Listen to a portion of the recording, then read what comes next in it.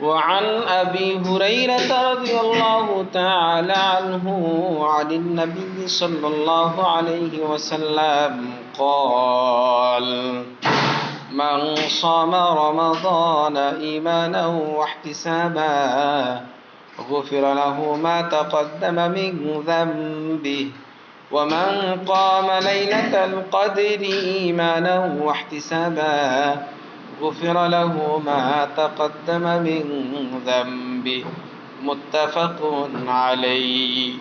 হযরত আবু হুরায়রা রাদিয়াল্লাহু তাআলা আনহু হতে বর্ণিত, নবী করিম সাল্লাল্লাহু আলাইহি ওয়াসাল্লাম বলেছেন, যেই ব্যক্তি ঈমান ও বিশ্বাসের সাথে এবং সওয়াবের আশা রেখে রমজানের সিয়াম রাখে, অর্থাৎ রোজা পালন করে, তার পূর্বেকার গুনাহসমূহ মাফ হয়ে যায়।